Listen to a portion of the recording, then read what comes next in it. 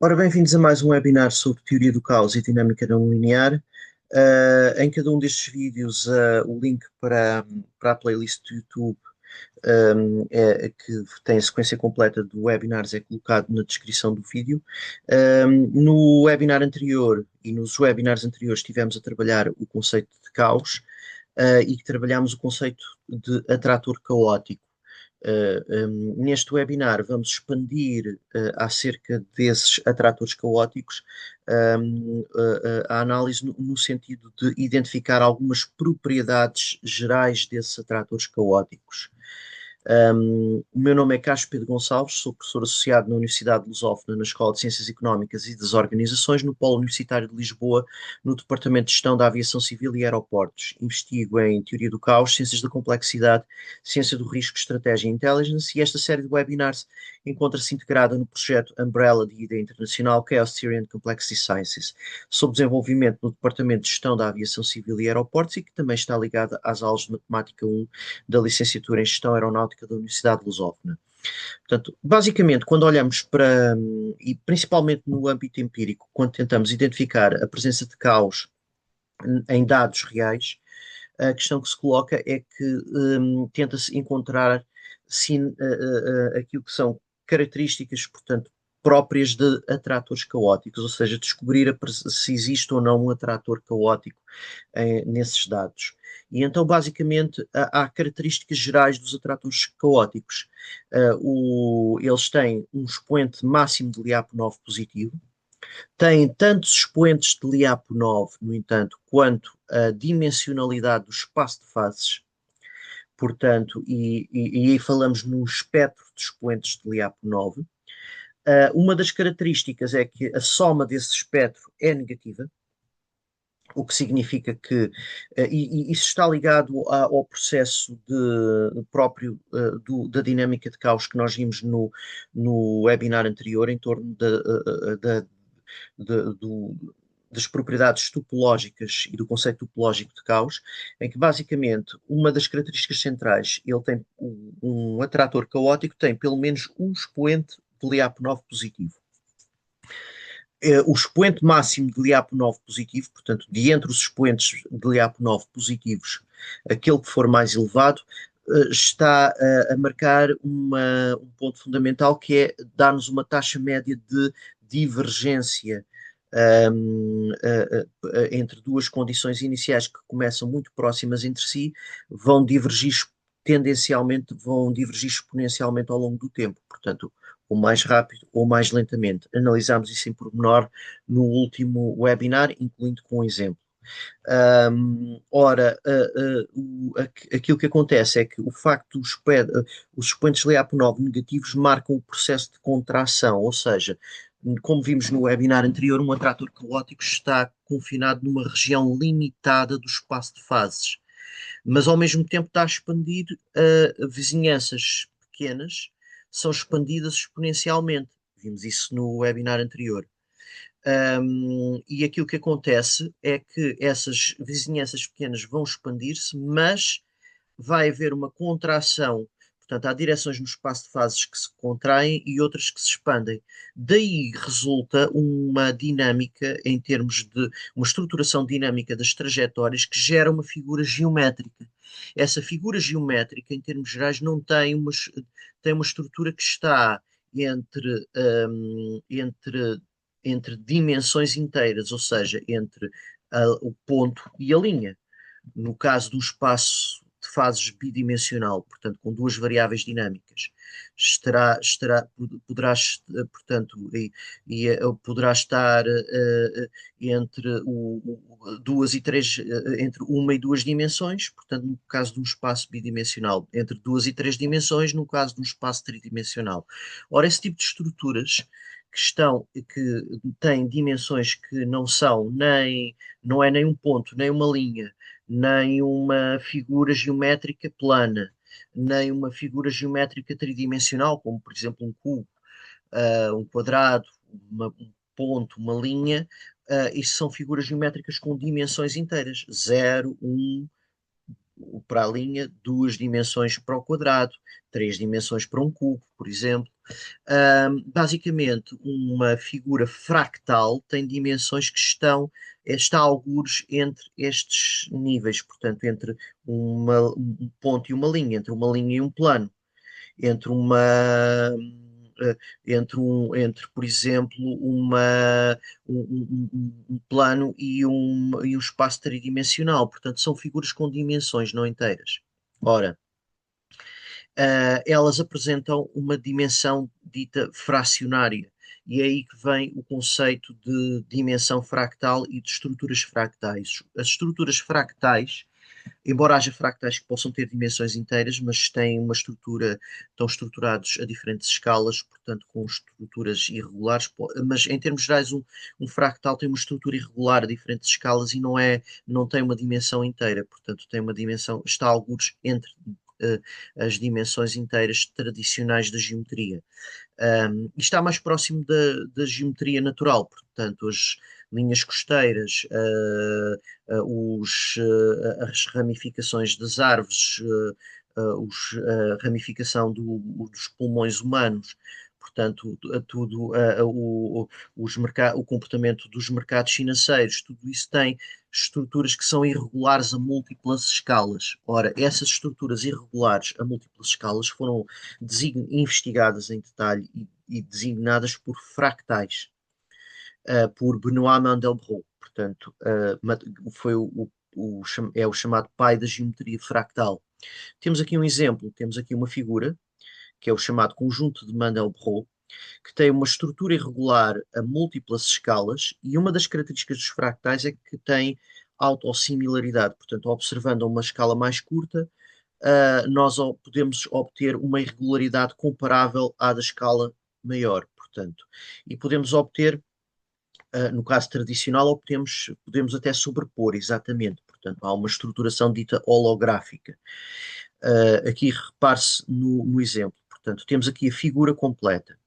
Agora, se fizermos zoom na parte superior, obtemos uma figura análoga, por exemplo, à figura que está na região esquerda. Portanto, à esquerda temos o conjunto completo. À direita temos um zoom na parte superior. E nesse zoom na parte superior, se fizéssemos ali zoom numa parte ainda mais ali acima, obtínhamos uma estrutura semelhante a esta que está aqui. Portanto, aquela região a preto ali em cima era semelhante a esta região a preto maior que está aqui. Portanto, e temos detalhes a diferentes escalas. Aqui, por exemplo, temos um zoom para uma outra região ainda maior, um zoom ainda maior para uma outra região desta mesma figura. E voltamos a ter a estrutura semelhante ao conjunto de Mandelbrot geral, portanto, e se fizermos zoom noutra zona, obtemos estas estruturas irregulares a múltiplas escalas, com uma diversidade grande, mas com esta estruturação ramificada e irregular a múltiplas escalas. É isto que caracteriza os fractais. Ele é forte, foi ao nível da arte, nós temos a arte fractal, é utilizada no cinema, nas mais diversas áreas. E basicamente uma característica fundamental dos fractais é a dimensão fractal. Há diferentes métodos de cálculo da dimensão fractal. Um método é a dimensão de contagem de caixa. Portanto, o nome das dimensões do tipo de dimensão fractal que estamos a calcular depende do método de cálculo e do tipo de análise geométrica que está a ser feita. Na dimensão de contagem de caixa, basicamente a ideia é esta, o box counting dimension. Preenchemos a estrutura geométrica com um conjunto de caixas de raio epsilon. Depois vamos preencher com caixas mais pequeninas e mais pequeninas e mais pequeninas e vemos como é que o número de caixas, e vamos contando o número de caixas que preenche que cobre toda a estrutura geométrica. Portanto, vamos cobrir a estrutura geométrica com as caixas e com caixas cada vez menor, portanto, vamos aumentando a precisão. Se quisermos com pixels mais gerais, depois com pixels mais pequeninos, portanto, e contamos o número de caixas necessárias para cobrir a estrutura. Ora bem, basicamente aquilo que acontece é que ela é o número de caixas em termos gerais, portanto, nesta dimensão de contagem de caixa, vai ser aproximadamente igual a uma constante vezes o inverso do raio, vezes o inverso do raio elevado a d. D é a nossa dimensão fractal. Portanto, se calcularmos este número de caixas para diferentes raios e considerarmos e fizermos o cálculo em função esse cálculo vai bater com e calcularmos o logaritmo, obtemos aqui uma estrutura de uma reta. Em termos gerais, faz 1 sobre epsilon, portanto, se eu calcular, passar ali para 1 sobre epsilon, tenho aqui mais, portanto, em vez de menos. Portanto. Mas, de qualquer modo, o declive da reta é a nossa dimensão fractal. Portanto, observando a diferentes dimensões. Portanto, aquilo que acontece é que quanto maior variando o raio e fazendo com raios cada vez mais pequenos, ou seja, caixas cada vez mais pequeninas, temos aqui uma proporção que se expressa, ou portanto aqui uma ordem que se expressa que tem que ver com a dimensão fractal que depois é estimada a partir desse método.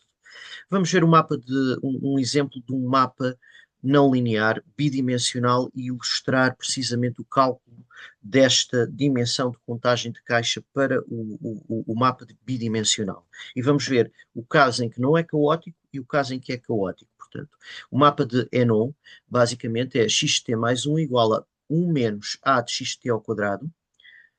Ora, isto é semelhante ao mapa logístico, ou neste caso é o mapa quadrático, é uma outra versão, portanto, há a versão do mapa logístico. Este é um outro mapa semelhante ao mapa logístico, mas que é o chamado mapa quadrático. Aí, a esta região, a 1 menos a de xt ao quadrado somamos yt, e o yt mais 1 é igual ao bxt. Ora, este é o sistema de equações. Aqui já não estamos a lidar com um mapa unidimensional, por os exemplos que nós demos, mas com um mapa dinâmico bidimensional. Portanto, com equações bidimensionais para mudança de estado. Temos duas variáveis dinâmicas, ou seja, 2 graus de liberdade. Outro termo técnico. O número de graus de liberdade corresponde ao número de variáveis dinâmicas. E à dimensionalidade do nosso espaço de fases. Portanto, estamos a lidar com um espaço de fases bidimensional. Ora, basicamente, aquilo que acontece é que nós representamos então a dinâmica de x de t e a dinâmica de y de t podemos representar. Temos x num plano, portanto, temos x, e aqui temos a dinâmica no espaço de fases para o caso em que a igual a 1 e b igual a 0,3. É esta a simulação. Ora, o que é que nós obtemos? Temos aqui o xt à esquerda, temos o xt representado na horizontal e o yt representado na vertical. E verificamos que temos quantos pontos? 1, 2, 3, 4. Ou seja, se contarmos o número de pontos, basicamente temos 4 pontos, significa que temos uma dinâmica periódica de período 4. Ou seja, aquilo que acontece é que a trajetória no espaço de fases está a visitar somente 4 pontos. E vemos isso também aqui. Temos, quer no xt, quer no yt, pegando em qualquer parte deste gráfico e começarmos a contar, a partir de qualquer ponto, damos um passo, 2 passos, 3 passos, 4 passos até regressar ao mesmo ponto. Portanto, e o mesmo se passa com o yt, damos um passo, 2 passos, 3 passos, 4 passos até regressar ao mesmo ponto. Portanto, temos um ciclo de período 4. Ora, basicamente, representado no espaço de fases, um ponto fixo era um ponto isolado, um ciclo de período 2 são 2 pontos, um ciclo de período 3 são 3 pontos, um ciclo de período 4 são 4 pontos. Aqui temos 4 pontos, portanto, contando os pontinhos, sabemos que é uma dinâmica periódica de período 4. Ora, que figura geométrica é que aqui tem? Para já temos pontos desconexos e a dimensão é nula. Portanto, um ponto tem dimensão zero. Portanto, temos 4 pontos. Se calcularmos a estimação da dimensão de contagem de caixa desta figura geométrica que contém 4 pontos desconexos, ele vai-me dar uma dimensão fractal aproximadamente igual a zero. Portanto, D estimado é nulo. Aqui o D estimado menos log de epsilon é aquilo que está representado aqui, ou seja, ele pega-se nesta zona, estamos a considerar, era como se puséssemos o menos ali e ficássemos com 1 sobre epsilon. Basicamente, a reta é ascendente. Se fosse ao contrário, se fizéssemos o epsilon mesmo, nós tínhamos o log de epsilon, tínhamos a reta descendente. Mas como põe o menos log de epsilon, a reta é ascendente e temos aqui a estimação, o logaritmo do número de caixas em função do menos logaritmo do raio. E basicamente aquilo que se vê é o número de caixas, temos a contagem, cai precisamente numa reta. Neste segundo caso é para o mesmo mapa, mas com A igual a 1.4 e B igual a 0.3. E aquilo que vemos é uma reta, é aqui a reta com um declive muito bem definido, e esse declive é 1.2477, ou seja, basicamente temos uma dimensão fractal próxima de 1.25.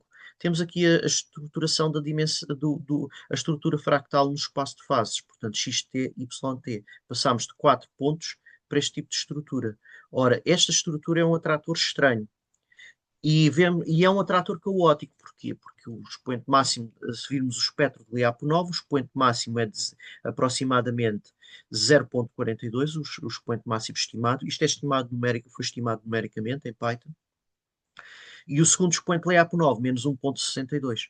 Portanto, e a soma dos expoentes é negativo, o que é típico deste tipo de atratores caóticos, estes atratores estranhos. E basicamente aquilo que nós vemos é a dinâmica do xt e do yt, que realmente é irregular e segue as típicas dinâmicas que temos estado a identificar como caos. Outro exemplo de um atrator, a ver se ele agora deixou. Ok, já me está a funcionar. Outro exemplo de um atrator estranho é o atrator caótico, é o atrator de Lorentz, mas o atrator de Lorentz é tridimensional. Edward Lorenz que cunhou o termo efeito borboleta, e este atrator que foi desenvolvido no seio de estudos de Lorentz na área da meteorologia, e basicamente o atrator tem uma estrutura fractal também, mas é em tempo contínuo. Logo, aqui temos equações diferenciais por trás deste atrator. Mas vemos também estas figuras mais complexas do que simples. No caso de mapas, no caso destes mapas, basicamente as dinâmicas periódicas são pontinhos isolados. As dinâmicas caóticas já têm este tipo de estruturas mais complexas. No caso dos fluxos, nós temos uma dinâmica em fluxo, mas a dinâmica a trajetória vai visitar estas duas regiões do atrator de modo irregular, é não periódica. E tem uma estrutura fractal, está entre 2 e 3 dimensões. Aqui, portanto, o espaço de fases, no caso do atrator de Lorentz, tridimensional. Eixo do X, eixo dos Y, eixo dos Z. Neste era bidimensional. No caso de tempo contínuo, não há caos para uma ou duas dimensões. Só a partir de 3 dimensões é que podemos ter caos. No caso de tempo contínuo, portanto, que são descritos por equações diferenciais. No caso do tempo discreto, podemos ter caos a uma dimensão, 2 dimensões, portanto, o número de graus de liberdade do sistema, com 1 grau de liberdade já pode gerar caos, como vimos, portanto, no caso do mapa logístico. Este é o retrato no espaço de fases de outros atratores caóticos bidimensionais e podemos ver esta estrutura. Portanto, temos um pontilhado que são estruturas, e aqui vemos claramente a questão da ordem. No caos é uma ordem muito mais complexa, portanto, não é exatamente completamente aleatório no sentido de não ter nenhuma estrutura. Tem uma estrutura fractal, tem uma estrutura que é mais complexa do que aquelas estruturas regulares, e basicamente aquilo que nós temos estes pontilhados que formam esta figura, e que tem que vai ter entre uma dimensão fractal entre 1 e 2 dimensões, e aqui outro atrator também entre 1 e 2 dimensões, portanto, e é para o mesmo sistema, portanto, temos 2 atratores estranhos gerados para o mesmo sistema. Isto são exemplos de atratores caóticos. Outro exemplo do outro atrator caótico, também para um espaço de fases bidimensional. E, portanto, isto são estruturas, estes atratores são atratores estranhos no sentido em que têm uma estrutura fractal, São não periódicos e têm dependência sensível das condições iniciais, estão confinados a uma região limitada do espaço de fases. Portanto, são as características fundamentais de tratores caóticos. É isto que, em termos empíricos, se tenta identificar. Portanto, uh, em termos empíricos, há métodos empíricos para, a partir de dados reais, se reconstruir o atrator, chegar-se a um atrator subjacente e ver se, testar se temos expoente máximo de LiAP9 positivo, qual é o espectro do expoente LiAP9 para melhor caracterizar o atrator, se tem dimensão fractal. Isto são métricas que tipicamente são aplicadas a dados reais para a investigação de atrator, de caos nas mais diversas áreas. Portanto, por hoje ficamos. Portanto, temos já atratores, o conceito de atrator estranho revisto. Na próxima sessão vamos ver a relação entre o caos e os autómatos. Portanto, portanto a perspectiva computacional em torno do caos. Já vimos a topológica, vamos ver a computacional, o que nos vai permitir depois passarmos para a questão do limiar do caos no seio da teoria dos autómatos celulares e versus o limiar do caos no seio da teoria do caos e fazer essa ponte e identificar numa série de casos de dados reais, precisamente a reconstrução dos atratores caóticos correspondentes que em muitos sistemas se situam próximos do limiar do caos. Portanto, em muitos sistemas reais essa questão da auto-organização pró-limiar do caos, a chamada auto-organização pró-limiar do caos, que é um conceito relevante para as ciências da complexidade, vamos recuperá-la. Vamos ver como identificar e vamos recuperar isso no seio de investigar no seio quer da teoria dos autómatos celulares, quer no seio da teoria do caos. Por hoje ficamos e até à próxima.